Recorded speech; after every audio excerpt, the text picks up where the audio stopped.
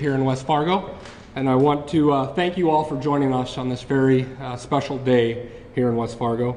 First, I want to introduce some of our guests that are standing here with me today. First, Marcelo and Joyce, the parents of David, along with some other family members. We also have Casey Bartson, our West Fargo Police Department chaplain.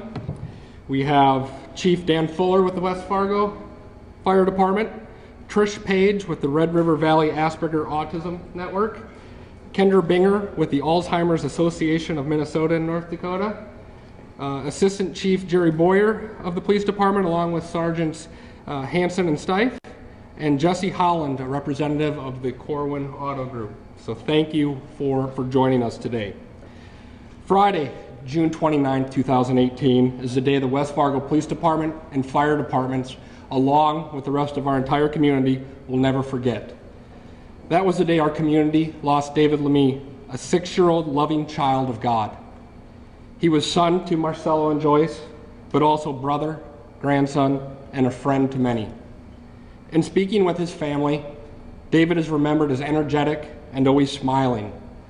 He loved to sing and listen to gospel music, loved candy, pizza, French fries, and fish, and he loved playing outside. David was also autistic. As his family and the experts at the Red River Valley Asperger Autism Network will tell you, David was characteristically attracted to water and the retention pond in his neighborhood. As most of you know, David was tragically drowned on June 29th in that pond, despite the best efforts of his family, neighbors, and all of our first responders. His passing highlights the real need in our community to offer more services to protect the members of our community like David. Before I go any further, I would like to say a special thank you to Marcelo and Joyce and their family for joining us today for this special occasion. In honor of David, it is with great pride we announce the David Lemi Memorial Scholarship. This scholarship will fund the startup and yearly maintenance costs for the families to join Project Lifesaver. This service is geared towards some of the most vulnerable population in our community who are prone to wandering due to autism, Alzheimer's, Down syndrome, dementia, and other cognitive conditions. Project Lifesaver uses a small wearable transmitter and pairs it with trained emergency responders using locating technology so the individual can be safely located in a matter of minutes. Project Lifesaver training also provides our first responders with a basic understanding of common cognitive conditions, giving them a comprehensive toolkit for conducting searches and the safe and comfortable return of an individual who has gone missing. Project Lifesaver has a 100% success rate with more than 3,400 successful rescues across the United States and Canada. Project Lifesaver, the average rescue time is 30 minutes, which is 95% less than a standard rescue operation. Previously, the financial burden to join this service was placed on the families, who often could not afford it. With the David Lemi Memorial Scholarship, the cost is now covered by the West Fargo Police Department. We are able to fund this scholarship due to a generous donation from the Corwin Automotive Group for our at-risk population. At this time, we would like to publicly thank Corwin for their generosity and let them know this donation is being put to good use. Jesse Holland is a representative up here, so thank you on our behalf.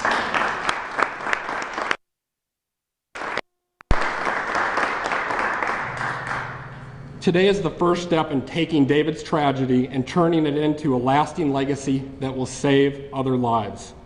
Although this technology would not have changed the outcome on June 29th, it is in David's memory that we move forward with offering this important service. For those families who struggle with loved ones diagnosed with a cognitive disorder and are in need of this service, please contact us. You can get your loved ones registered for this system. Thank you. At this time, I would like to invite West Fargo Police Department Chaplain Casey Bartson to the microphone to share her personal story of protecting a loved one with Alzheimer's. Thanks, Chief. You know, my mind has been going through a lot of emotions when you deal with people that are vulnerable in your family, if you're a caregiver, if you love someone. Words like helpless and hopeless come to mind. Fear, the what ifs. What if they run? What if they get lost? Anxiety, you don't sleep well when you deal with someone who's vulnerable and love them because you're so out of control. You can't do what you would like to save them, and you can't be with them 24/7. What if? There's shame. Why can't my loved one be normal? Why can't they be who I want them to be? It's so painful to deal with it day in, day out. Overwhelming exhaustion. You never get to rest. You really never get to sleep.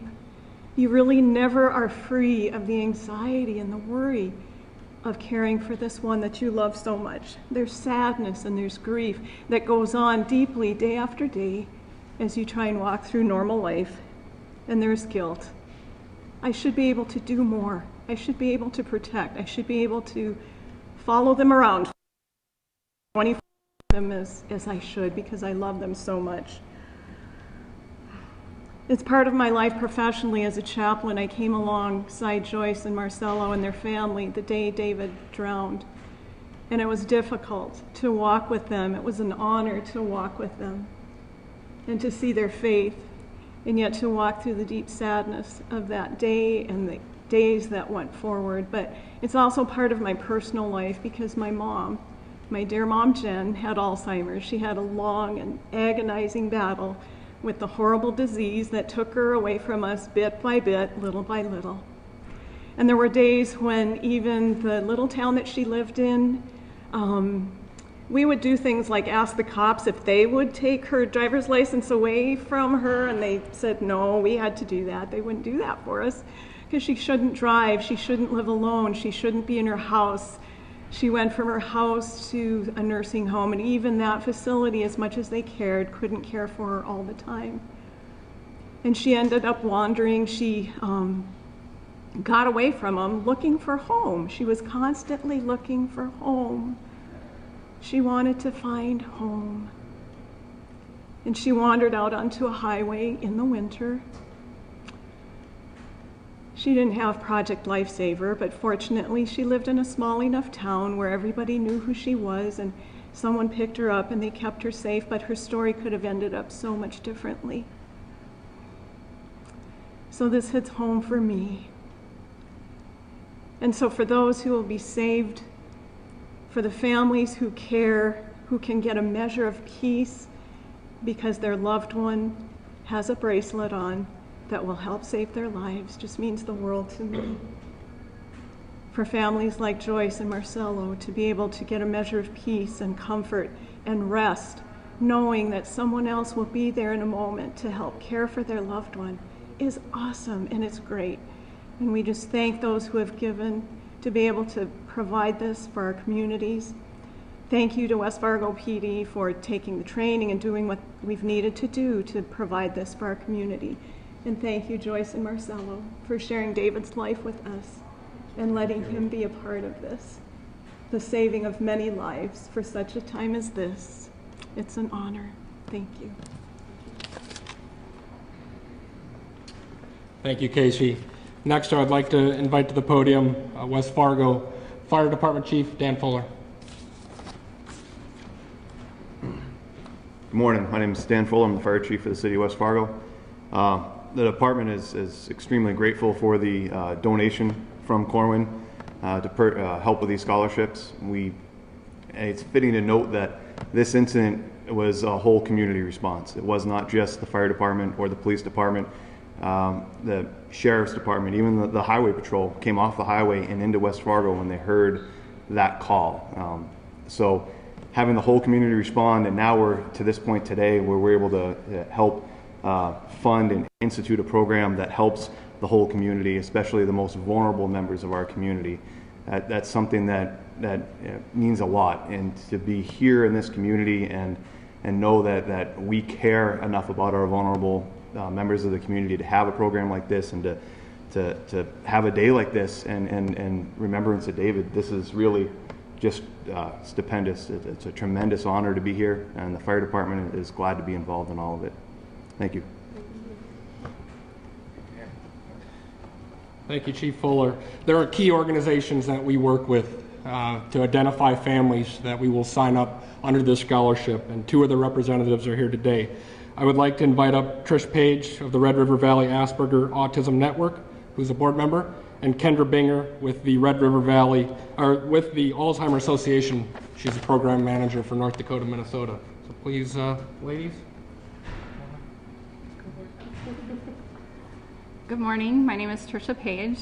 As Chief Janke said, I'm with the Red River Valley Asperger Autism Network.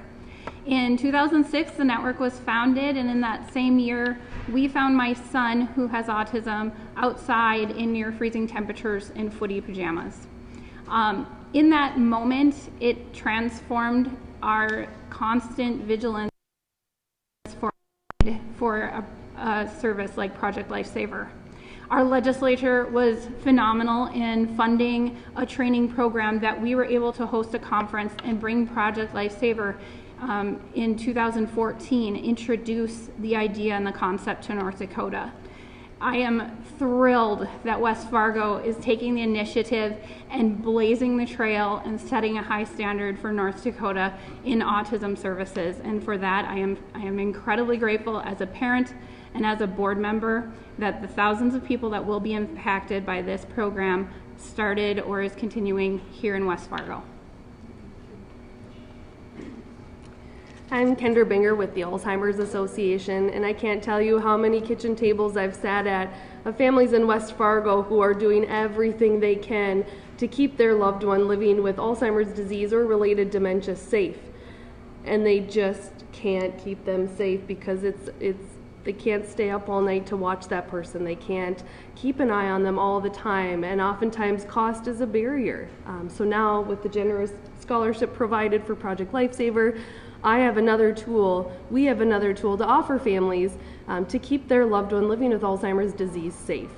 Because we know that statistically about 6 out of 10 people living with the dementia will wander at some point.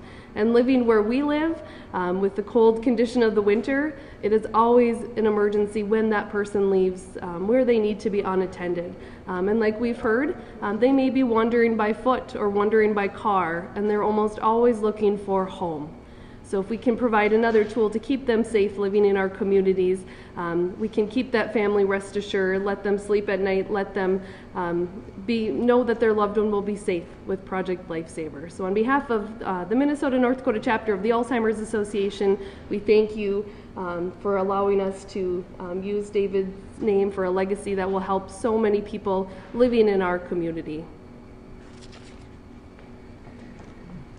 Thank you both, Trish and Kendra, and thank you for the partnerships we will have with both of your organizations. What we're going to do now is open it up for questions. After we're done with questions, our sergeants here will give the media a tour of the equipment and how it works, but we'll take questions first. And before we take any questions, Marcella and Joyce, losing a 6-year-old is something you'll never get over, and I would ask you to respect their privacy. Ask the questions to us today. At some point they may be able to talk, but for today we would just ask that you respect their privacy and direct any questions towards us for today. So with that said, are there any questions? Chief, maybe just give a quick rundown of how the equipment works. We'll do that after the first questions. Our two sergeants are the experts in it, and we'll walk you through all that. Okay. First of all, who will this be open to? Will it be open to Moorhead, Fargo, and West Fargo, or West Fargo residents? Or? Well, that's a very good question, and obviously we want to see our entire community use this device. Right now, it'll be open to our West Fargo residents, but if there are other individuals within the community that get signed up to Project Lifesaver, and even though there's jurisdictional issues, if a call comes out from Fargo Police Department or the Moorhead Police Department that someone's on Project Lifesaver, we will respond to find that individual with our equipment. We would like to see this grow and incorporate and encompass the entire community. There are other avenues for funding too, I think, with these organizations for those that live in Fargo and Moorhead. But for the get-go, we're going to start with our residents, but doesn't matter where they're lost, we'll go find them. And what are the costs involved in this? What would the average cost be? So the initial startup for someone to come on to the service is roughly $350. And then there is a yearly maintenance fee of just over, I think, $100. So those will be the fees that we're covering to get that initial, and then moving forward, as long as we can continue to get donations from the public to keep funding it year after year. So you don't have a cap on the number of people that could apply or receive scholarships right now? No cap. If we go above the funding, the donation from the Corwin Automotive Group, we will seek other opportunities for additional funding. I think this service is just too important to our community for this vulnerable population that we put a cap on it. So I've already had other organizations that said they would step up if we need additional funding. Is this system anywhere else in North Dakota? Grafton and Bismarck, or Mandan, I think, are two of them. And then East Grand Forks, I know, on the Minnesota side has it up there too. So in Minnesota, I know Senator Klobuchar has sponsored a bill that would help with this advice. Do you think there'll be more chances for government funding in the future? Yeah, I was at the press conference with Senator Klobuchar when they did that in Moorhead. I'm not sure of any updates on where that bill went. It would be great if our federal government would pass that bill and give additional funding to help the families that are in need. That $350 is a lot to a lot of families that, excluded them before from signing up. So anytime the government can recognize the need and provide funding would be a great day. But I'm not sure what the status is of that bill. Yes? I don't know if this would be a question for you or maybe Kendra, but do you know how many people in the area are affected by Alzheimer's or autism? I don't have a statistic as far as how many people within this area are affected by dementia. We know that in North Dakota, about 16,000 are living with some type of dementia, and 9,000 people affected or living with dementia. And then when you factor in families, care partners, I think it's safe to say that most people in this room know somebody living with some type of dementia who will be affected. As for autism, we know nationally the average is about 2% of the population now is impacted with an autism spectrum disorder. As far as the state of North Dakota, we don't have definitive numbers yet, but it's safe to go with the 2%. The other thing I'd like to add about this service too, when someone goes missing, it can take hundreds of resources for law enforcement to go find them. With this equipment, we can narrow it down with just 1 to 3 people, officers, to go find them before something bad happens. So the amount of resources is drastically reduced by using Project Lifesaver right there. We have 26 patrol officers and 4 firefighters that are already trained to show our commitment to this. West Fargo already has 30 that are ready to use this equipment if we need to respond. Yes, ma'am. Back to the funding question, do we know is it covered under Medicaid or is there funding under the PD waiver system based on diagnosis? Alzheimer's side, the DD waiver, there is an assistive technology fund. I don't know if they are approving it under that. Under the autism waiver, it's another Medicaid waiver that has been approved in the past.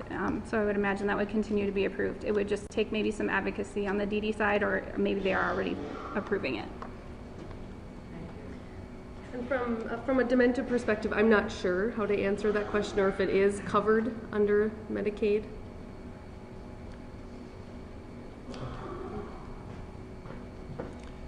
Any other questions before we wrap up? Wendy? How much was the donation? They would rather not give the exact dollar amount. It's just a generous donation to get us more than started with these efforts.